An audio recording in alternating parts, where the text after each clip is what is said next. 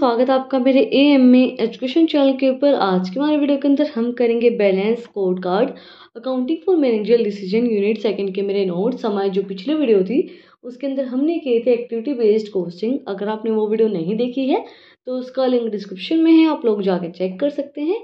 और अगर आप चैनल पर नए हैं तो सबसे पहले चैनल को जाकर सब्सक्राइब करें, बेल आइकन प्रेस करें फॉर न्यू अपडेट्स। तो आज की वीडियो को स्टार्ट करते हैं। Balance score card. Balance score card का मतलब क्या होता है कि एक ऐसी स्ट्रेटेजिक मैनेजमेंट परफॉर्मेंस जिसको हम यूज़ करते हैं आइडेंटिफाई करने के लिए, इम्प्रूव करने के लिए, जो भी हमारे इंटरनल बिजनेस फंक्शंस होते हैं, जो इंटरनली हम काम करते हैं, उन फंक्शंस को आइडेंटिफाई करने के लिए, इम्प्रूव करने के लिए, जो हमारे क्या करेंगे, जो हमारे एक्सटर्नल आउटकम्स हैं उनको बढ़ाने में हेल्प करेंगे। हमारे रिजल्टिंग इम्प्रूविंग एक्सटर्नल आउटकम्स, हमारे जो एक्सटर्नल आउटकम्स हैं उनको बढ़ाएंगे, वो सही करेंगे। Strategic management performance metric use to identify and improve various internal business functions and their resulting external outcomes. बहुत से जो हमारे फंक्शंस हैं, इंटरनल जो फंक्शंस होते हैं, उनको इम्प्रूव करने में, उनको आइडेंटिफाई करने में हमें हेल्प करते हैं। इसमें हम इसको इस टाइप से भी लिख सकते हैं। The term balance score card refers to the strategic management performance metric use to identify and improve various internal business functions and their resulting external outcomes. ये और भी थोड़ी ईजी लैंग्वेज है। तो इस लैंग्वेज के अंदर भी वही चीज़ हमें बोली गई है कि बैलेंस स्कोर कार्ड का मतलब क्या होता है। एक स्ट्रेटेजिक मैनेजमेंट परफॉर्मेंस होती है जिसको हम यूज़ करते हैं आइडेंटिफाई करने के लिए, इम्प्रूव करने के लिए, जो भी हमारे इंटरनल बिजनेस होता है, बिजनेस फंक्शंस होते हैं, जो हमारे एक्सटर्नल आउटकम्स को बढ़ाने में हेल्प करती हैं, इम्प्रूव करने में हेल्प करती हैं। Advantages of balance score card structure to business strategy. जो हम बिजनेस की स्ट्रेटेजीज बनाते हैं उनको एक सही स्ट्रक्चर, सही जो हम बोलते हैं ना दिशा, वो उनको प्रोवाइड करवाती है कि आप किस टाइप से अपनी स्ट्रेटजीज बना सकते हैं, किस टाइप से आप काम करेंगे तो आपका जो बिजनेस है वो इम्प्रूव होगा। Different department within an organization में have their own way of measuring performance and what they consider to be important in the term of metrics. हर एक डिपार्टमेंट के अलग अलग चीज़ों को काम करने के लिए अलग अलग डिपार्टमेंट होते हैं, तो अलग अलग उनकी टेक्निक्स यूज़ करते हैं वो मेज़र करने के लिए। बट वो इम्पोर्टेंट रखते हैं कि वो क्या स्ट्रेटजीज यूज़ कर रहे हैं। देखो, हर एक इंसान का काम करने का तरीका अलग होता है। आप किसी भी ऑर्गेनाइजेशन के अंदर जाएंगे या आप स्टूडेंट हैं किसी भी कॉलेज के अंदर जाओगे, तो हर एक कॉलेज के अंदर आपको अलग अलग स्टाफ मिलेंगे, उनके काम करने का तरीका अलग होगा। जो हमारे प्राइवेट इंस्टीट्यूट होते हैं, कई जगह ऐसा होता है कि जैसे मैं जिस कॉलेज में जाती थी, जहाँ से मैंने ग्रेजुएशन की है, वहाँ का स्टाफ इतना ज़्यादा कोऑपरेटिव नहीं था, बहुत स्ट्रिक्ट स्टाफ था। लेकिन जहाँ से मैंने मास्टर्स की, वहाँ का जो स्टाफ था वो बहुत अच्छा था। तो वहाँ का इन्वायरमेंट, वहाँ का नेचर, वो सब चीज़ें अलग होंगी। वो जो स्ट्रेटजी यूज़ कर रहे हैं बच्चों को लेके आने के लिए, वो स्ट्रेटजीज अलग होंगी। और फिर भी मतलब जो मैंने जहाँ से ग्रेजुएशन की थी, वो जो कॉलेज था, वो फिर भी उनसे ज़्यादा बच्चे वहाँ जाते होंगे, क्योंकि क्या था कि वो स्ट्रिक्टनेस में भी वहाँ बच्चे जाते थे, क्योंकि पेरेंट्स ये सोचते हैं कि स्ट्रिक्ट है कॉलेज तो अच्छा है। तो वही चीज़ होती है। तो उनकी स्ट्रेटजीज मैटर करती हैं। हर एक बिजनेस जो होती है इंस्टीट्यूट, वो अपनी अलग अलग स्ट्रेटजीज यूज़ करती है, बट मैटर करता है कि वो किस टाइप की स्ट्रेटजी यूज़ करिए बच्चों को लेके आने के लिए। नेक्स्ट है मेक्स कम्युनिकेट ईजियर। कम्युनिकेशन को ईजियर बनाते हैं। Communications across team members and departments become very easy and when everyone is speaking the same language. जब हर एक इंसान सेम लैंग्वेज बोल रहे हैं तो कम्युनिकेशन बहुत ज़्यादा ईजी हो जाती है। देखो, कई बार आप कहीं भी जाते हो तो आपको लैंग्वेज समझ में नहीं आती है। कोई बाहर से आपकी डेलीगेशन, कोई कंपनी आ रही है, तो उसकी आपको लैंग्वेज समझ में नहीं आएगी कि ये इंसान क्या बोल रहा है, जब सब लोग सेम लैंग्वेज बोल रहे हैं। जैसे कि तारक मेहता के उल्टा चश्मा में आपने देखा होगा, जो जेठालाल है उसको इंग्लिश नहीं आती है, तो उसको बहुत दिक्कत होती है। कई बार जो बबीता जी हैं वो बोल देती है कोई भी इंग्लिश में चीज़ें, तो उसको समझ में नहीं आती, वो पूछता है मेहता साहब से, उनसे, तो वो कम्युनिकेशन थोड़ी सी डिफ़िकल्ट हो जाती है। जब सबको इंग्लिश आती होगी तो कम्युनिकेशन ईजी हो जाएगी, अगर सबको हिंदी आती होगी तो कम्युनिकेशन ईजी हो जाएगी। तो जो हमारी कम्युनिकेशन को ईजी बनाता है हमारा बैलेंस स्कोर कार्ड, क्योंकि सब लोग जो है वो सेम लैंग्वेज को बोल रहे होते हैं। नेक्स्ट है फैसिलिटेट बेटर अलाइनमेंट।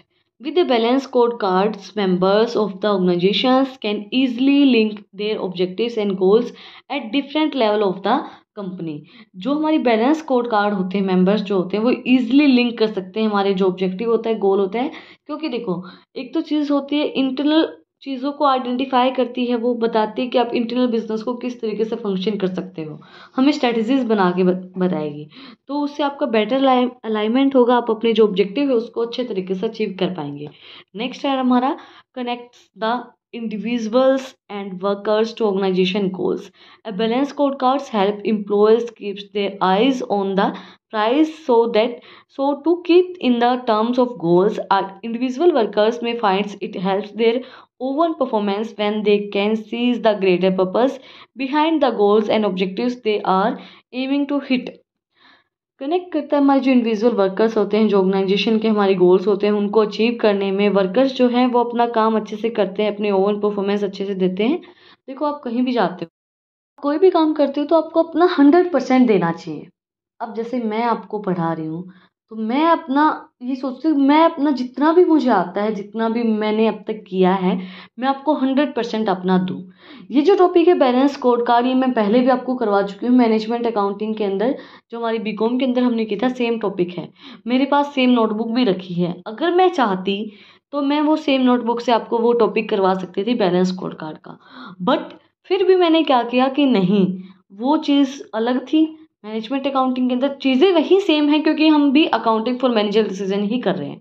बट क्या हुआ, मैंने सोचा कि गूगल पे हम और सर्च करते हैं इसका और अच्छे से मीनिंग, इसकी एडवांटेजेस, इसकी डिसएडवांटेजेस, इसके एलिमेंट्स हम और अच्छे से करने की कोशिश करते हैं और नए पॉइंट्स ढूंढ के लाते हैं।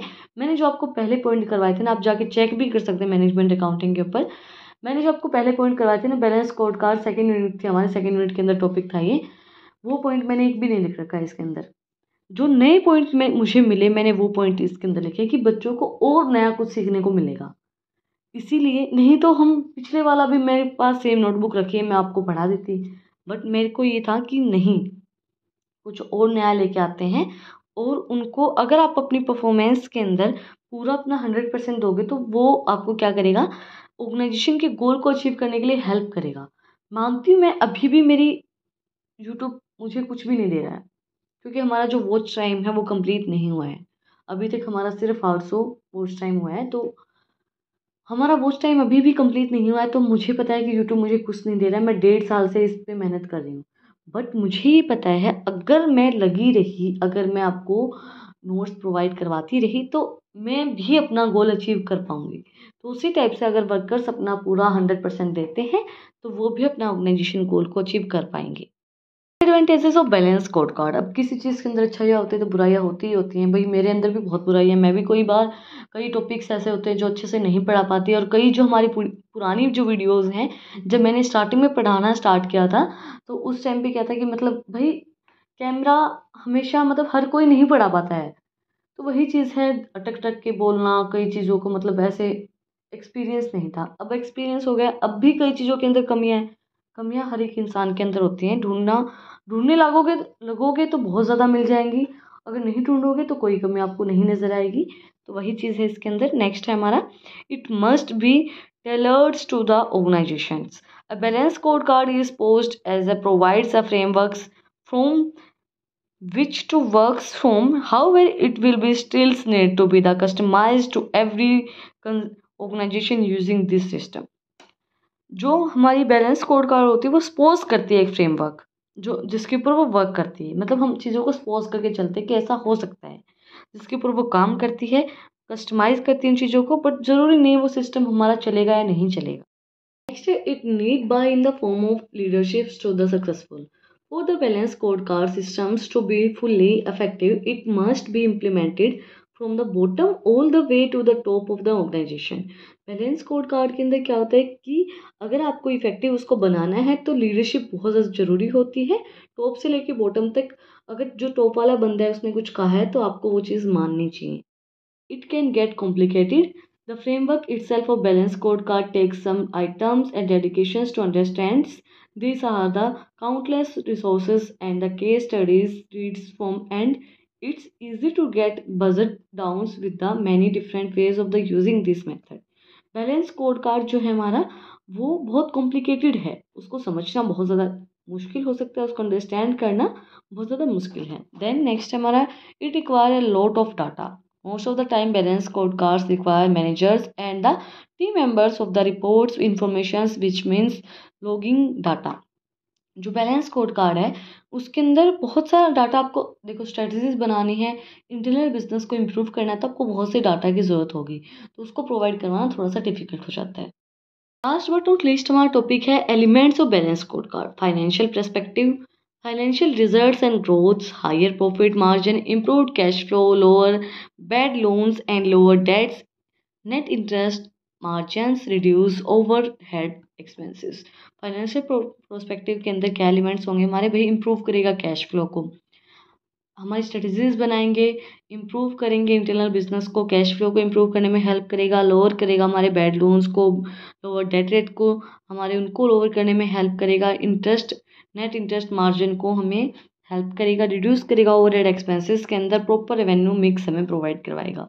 देन कस्टमर्स के लिए क्या होगा? इंक्रीज करेगा कस्टमर सेटिस्फेक्शन को, कस्टमर लॉयल्टी बनाएगा, sales revenue per customers, higher quality services हमें प्रोवाइड करवाई जाएंगी, customer preference and compare to the competitor, customer की प्रेफरेंस चेक करेगा और कंपेयर करेगा कंपटीटर उनको क्या प्रोवाइड करवा रहा है और आपको उनकी प्रेफरेंस के अकॉर्डिंगली आपको क्या प्रोवाइड करवाना चाहिए उन्हें।